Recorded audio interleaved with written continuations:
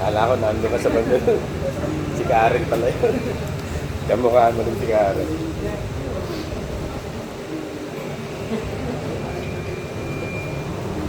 Panampalatayanan ninyo ang aking salita at ipamuhay. Magtatagumpay kayo.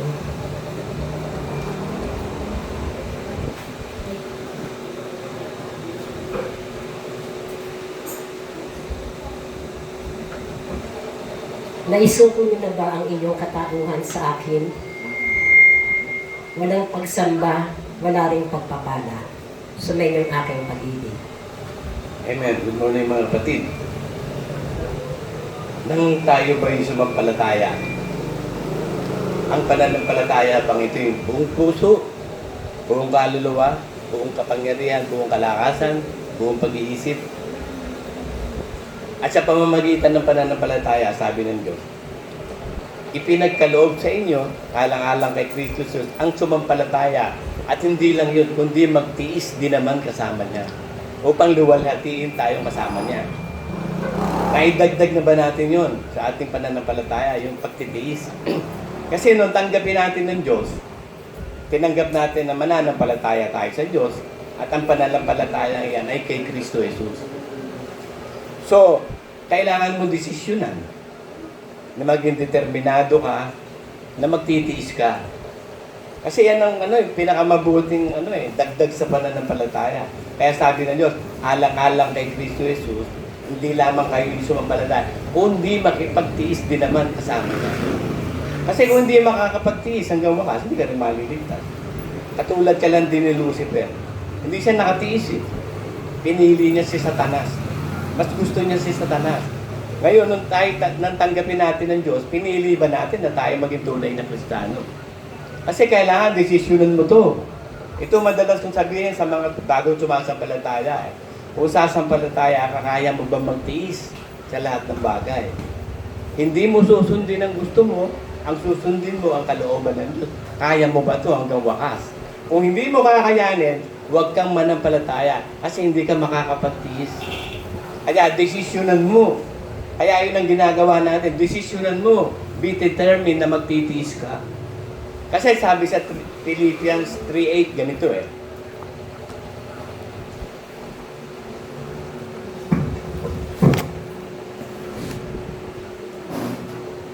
Oo nga, at ang lahat ng mga bagay ay inari kong kalugihan.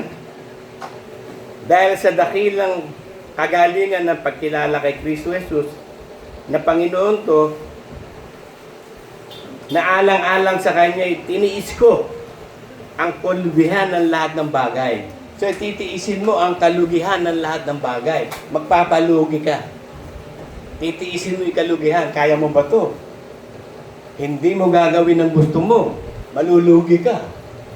Tapos, pipighatiin ka ng mga tao. Ipipersecute ka. Sisiraan ka, wawasakin ka. Kaya mo ba to? Na matiis.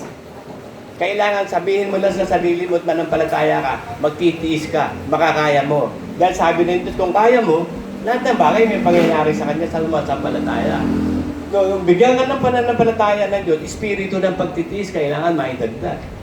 At idagdag ninyo sa inyong pananampalataya ang kagalingan, ang kapangyarihan, kabanalan, pagtitiis. At ito'y pag-ibig sa kapatid. Sabi sa Philippians 1:12, James 1:12, kung tayo, James 1:12, kung tayo makapagtitiis kay Kristo Jesus, tatanggap tayo ng pangako. 1 Peter 4:12, basahin natin.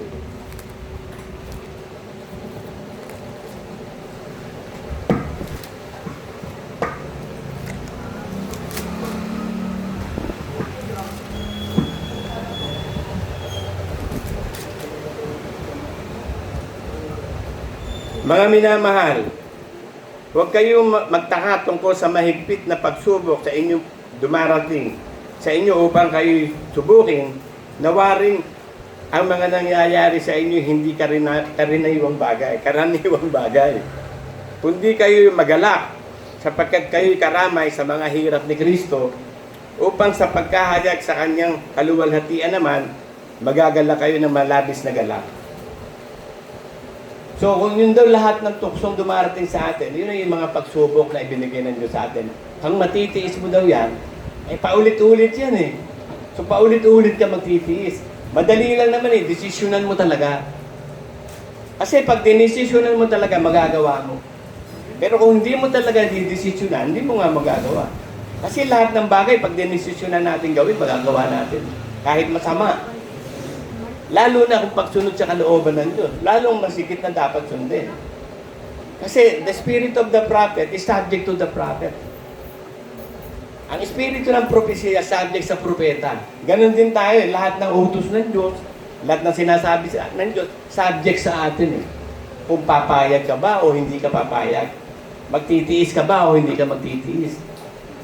So yun ang name of the game. Pagtitiis, perseverance. Kaya yung mananatiling tapat hanggang wakas, ang maliligtas. Psalm 31:23. Ang mga tapat ng Diyos, pananatilihin niya. Ipipreserve niya yung mga tapat. At ibibigay ng Diyos sa atin ang lahat ng kapangyarihan para matiis natin. 1 Corinthians 10:13. Hindi dumating sa atin ang mga pagsubok na matitiis ng tao. Kundi binigyan din tayo ng Diyos ng paraan ng pag-ilan upang makapagtiis tayo. So yung lahat ng magdesisyon ka lang magtiis, ang Diyos na natutulong. Kasi siya ang gagawa eh. Ang bumubuhat ng krus natin, kasama siyang bumubuhat. Yung mga gagawin natin, ginawa na niya. Ang kailangan mo lang, sumampalatayang lubos kay Kristo at magtiis din naman alang-alang sa Kanya. Kasi lahat ng religion, alam mo, yung Diyos nila tama eh. Yung Diyos Ama. Iisa lang naman ng Diyos Ama eh. Ang problema, hindi nila tinanggap yung anak. Eh, ang ginawa ng Ama, binigay sa anak lahat ng kapangyarihan. Siya ang daan patungo sa Ama. Kaya kahit doon sila pupunta sa Ama, hindi sila makakarating. Bakit? Initsapweran nila si Jesus Christ. Kasi yun ang ginawa ng Diyos, ng Ama eh. Ibinigay na lahat ng kapangyarihan kay Kristo Jesus sa langit, sa ibabaw ng lupa. At wala makakapunta sa langit sa Ama, kundi sa pamamagitan ni Kristo. Eh, tinanggal nila yung paraan. Kaya nga, He is the way, the truth, and the life eh. Eh, tanggapin mo yung paraan na magpunta sa Ama. Paano ka makakarating sa Ama? Oo, tama sila eh. Ang Diyos nila yun eh. Pero may paraan dapat ko sundin na inutos ng Ama at sinunod mo ba? Hindi, gumawa sila ng sarili nilang daan. Ayon sarili nilang kaisipan. Hindi ang daan ibinigay ng Diyos, si Kristo. Kaya malalaman mo, kung ikaw ay nasa Diyos, dadaan ka kay Kristo. Sabi sa 2 John 1:9 eh. Ang nagpapatuloy at hindi na natili sa aral ni Kristo, wala sa kanya ang Ama, ang anak. Ang nagpapatuloy na nanatili sa aral, nananatili sa Diyos, sa Ama at sa anak. Proverbs 34, sabi niya, kung yung nalalaman ang pangalan ng Ama at ang pangalan ng anak niya, nalalaman mo ba? Kaya ang pinakamahalaga mga kapatid, yung espiritu ng pananampalatayang ibinigay sa atin, yun yung pananampalataya may sangkap ng pagtitiis. Kaya kung mananatili lang tayo, tiisin mo lang. Konting panahon lang naman eh. Sabi ng Diyos, hindi naman maglulubat, konting panahon na lang eh. Tiisin mo na lang, natiis mo na nga eh. Di tuloy-tuloy mo na. Ang importante yung tuloy-tuloy na pagtitiis. Kaya ang ibinigay ng Diyos sa atin na kaloob ng Espiritu Santo, mahabang pagtitiis. Kasi mahaba ang dadaanan natin kahirapan. Sabi sa sabi kay Pedro eh, sa Acts 14:22 eh. Tayo mga banal, dadaan sa maraming pagsubok bago tayo makarating sa langit. So yun ang paraan ng Diyos eh. Yung Israel, alam nyo, kaya tumagal ang pagpunta sa Promised Land. Dahil sa tigas ng ulo, ayaw makipagtiis. Ginawa ng Diyos yung 40 nights and 40 days na yun, ginawa niyang 40 years. Dapat sana 7 days lang, nandun na sila sa Promised Land. Sa sobrang katigasan ng ulo ng Israel, ayaw magtiis. Kaya, nagdala ang Diyos ng mga ulupong sa disyerto, kinagat sila. Ngayon, gumawa ng solusyon momentarily ang Diyos sa pamamagitan ng brazen snake. Ang sabi doon, pag nakagat kayo at natuklaw ng ahas, tumingin lang kayo doon sa pole ng brazen snake. Gagaling kayo. Eh si Jesus Christ yun. Si Pablo, tiniis ni Pablo. Philippians 3:8, kalugihan ng lahat ng bagay. Si Moses matindi, tiniis din niya na makasama ng bayan ng Diyos kahit tampalasan siya. Tiniis, kasi ang tinitignan ni Moses yung Yung future event, si Kristo yung eternal life. Tiniis na, biruin mo, magiging hari ka, tinakbuhan mo. Yung kayamanan ng Ehipto, tinakbuhan mo. Pinili mo pang tampalasin ka sa kasama ng bayan ng Diyos. At ang tinitignan ni Moises kasi, yung future na eternal life. Yun, yun din ang tinitignan ni Pablo yung eternal life. Kaya ibinilang niya, suka lamang ang lahat ng bagay. Kaya mo bang ituring na lahat ng bagay sa mundo, basura lang? Basura lang yan, iiwan nga kasi basura yan Lahat ng bagay sa lupa na meron ka iiwan, bakit? Basura lahat, aanin mo sa langit yan. Mas matindi doon sa langit. Mas matindi yung kayamanan doon sa langit, eternal life. Yun ang kayamanan na dapat mong tignan, yung eternal life. Yun ang tinignan ni Moses, tinignan ni Pablo. Yun din ang tinitignan natin. Hindi tayo tumitingin sa mga bagay na nakikita. Kasi yung mga bagay na nakikita, mawawala yun Yung hindi nakikita, eternal yun. Kaya ang Diyos na hindi nakikita, eternal yun. Yung ating kaluluwa na hindi nakikita, eternal yun. Lahat ng bagay na mawawala, papalitan lahat ng Diyos yan. Gagawa ng panibago. Kasi nadumihan nga Ayaw ng Diyos ng hindi banal, ayaw ng Diyos na hindi bago. Kaya lumikha siya ng bagong pagkatao sa atin. Ngayon yung bagong pagkatao na isa atin, kailangan manampalataya ka na sa iyo at ipapamuhay mo. Kasi kung hindi mo rin maipapamuhay ang bagong pagkatao, wala kang pananampalataya pa rin. Kaya ang ginawa ng Diyos, nagbigay siya ng espiritu ng pananampalataya. Espiritu ng pananampalataya kay Kristo. Ang binigyan niya nun, lahat lang ng anak ng Diyos. Hindi niya binigyan yung hindi niya anak. Kaya naisulat tayo sa aklat ng buhay kasi alam niyang anak niya tayo. Kasi binigyan niya tayo ng pananampalataya. Binigyan niya tayo ng espiritu ng pananampalataya. Binigyan tayo ng espiritu ng kabanalan. Pinatira sa atin ang Holy Spirit. Kaya lang, by faith, by hope tayo niligtas. Para hindi tayo maging complacent. At hindi tayo maging double-minded. Future event, by hope, we are saved. Para matakot ka, pwede kang i-impyerno pa rin. Kasi hindi pa rin, wala ka pa sa langit Anong yung reality ng kaligtasan mo? Nandito ka pa sa lupa mangyayari lang pag nahatulan. Hindi na tayo, hahatulan na kay Kristo Jesus na tayo. Bakit? Lalakad tayo sa bagong buhay. Ang hahatulan, yung mabubuhay sa tama't mali.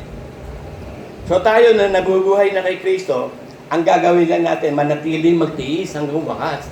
Maaaring ang wakas mo, mamatay ka. Nakapagtiis ka. O ang wakas mo, dumating si Kristo, buhay ka, nakapagtiis ka. Ang importante, makipagtiis tayo kay Kristo. Romans 8:17.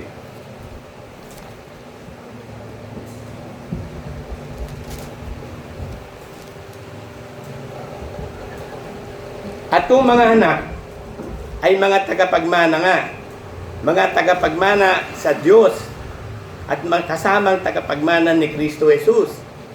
Kung gayon, makipagtiis tayo sa Kanya upang tayo luwalhatiin ang mga kasama niya. Sapagkat napatutunayan doon na ang pagtitiis sa panahong ito hindi karapat-dapat maitumbas sa kaluwalhati ang ihahayag sa atin. So yung pagtitiis daw natin ito, yung kakarampot na pagtitiis, napakatindi na kapalit. Na uncomparable yung promise ng Diyos, hindi pumasok sa tenga na, hindi pumasok sa puso natin, hindi nakita ng mata, hindi narinig ng tenga, lahat na yan, ang inihanda ng Diyos sa mga umiibig sa Kanya. Kaya yung pag-ibig ng Diyos, ipagpapatuloy mo lang yung pag-ibig, pagsunod sa utos. Yun na sabi, at ito ang pag-ibig sa Diyos, pagsunod sa Kanya mga utos. Sabi ni Kristo, ako inyong iniibig, susunod kayo sa akin mga utos. Kaya pag nakita mo na sumusunod ka sa utos ng Diyos, ang gagawin mo lang, determine to persevere to the end. Sapagkat hindi nawawalang kabuluhan ang ating pagtitiis kay Kristo. 1 Corinthians 15:58.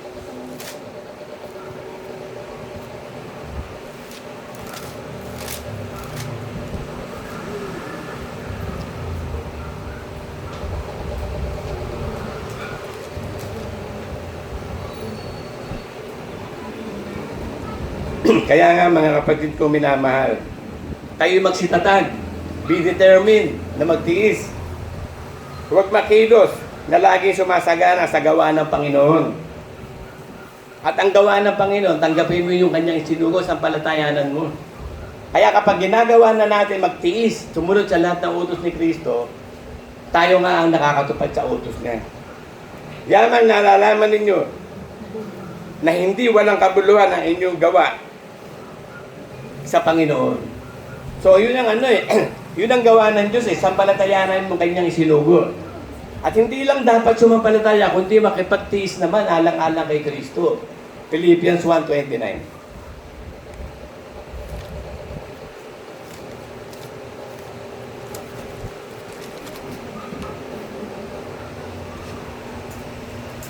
Sapagkat sa inyo ipinagkaloob alang-alang kay Kristo Jesus, hindi lamang upang manampalataya, kundi upang magtiis din naman alang-alang sa Kanya. So yan ang susi ng kaligtasan. He is the way, the truth, and the life. Makipagtiis ka alang-alang sa Kanya. Kaya sabi ko nga, kung ikaw magkikristyano, hindi mo kaya magtiis, hindi mo kayang ganapin ng utos ng Diyos, huwag ka na magkristyano. Kasi sasabihin ni Kristo sa iyo, bakit tinatawag-tawag niyo akong Panginoon? Hindi naman kayo sumusunod sa utos ko. What's the use of that? Panginoon. Hindi lahat ng tumatawag sa Panginoon punta sa langit. Yung demonyo, tumatawag din ng Panginoon yun eh. Di ba sabi niya, Panginoon, Jesus, ano po ba gagawin niyo sa itatapon niyo na po ba kami doon sa abyss? Huwag po muna, pwede ba sa baboy muna kami? Kasi ang masamang espiritu, pag hindi nakakaposesyon, hinang-hina yun eh. Tuyot na tuyot ang buhay ng mga yan. Kaya naghahanap ng mapoposes. At ang gusto nilang iposes tao. Kaya nung palalayasin sila ni Kristo, sabi, pwede ba sa baboy na lang kami? Hindi kaya ng baboy ang possession ng demonyo eh. Naungas yung mga baboy. Nalito. Nag-disorient. Bakit? Masamang espiritu yun, sumanib sa kanila eh. Yung tao, pag sinaniban yun, nakikita natin ang manifestation. Doon sa baboy, kita natin ang manifestation, hindi nila kinaya talaga. Nagpakamatay. Nagpakalunod na lang sa naranasan nilang hirap eh. Kaya ang ginagawa ng demonyo, naghahanap siya ng paninirahan niya. Yung paninirahan niya, yun yung wala ng Diyos na talaga. Talagang grabe na kasama nun. Pwede na niyang serhan yung demonyo yun. Pero tayo mga anak ng Diyos, hindi tayo kayang galawin. Kasi may protection na ibinigay sa atin sabi ng Diyos eh. Walang oras o araw na hindi tayo pinoproteksyonan. At ang ibinigay sa atin yung mga anghel. Kaya bago pa lang lalapit sa atin yung demonyo, nandun na yung mga anghel natin. Gumugwadya na yun. Hindi makakaporma yung mga anghel ng demonyo. Nandun ang anghel ng Diyos, hindi nila kaya yun eh. Puro sila masama eh. Puro masunuri sa Diyos yung anghel ng Diyos eh. Yun ang ibinigay sa atin, ang dami. Madaming anghel na nangangalaga sa atin. Ang importante lang na dapat natin gawin, manatiling sumasampalataya at nagtitiis alang-alang kay Kristo, mga kapatid. Amen!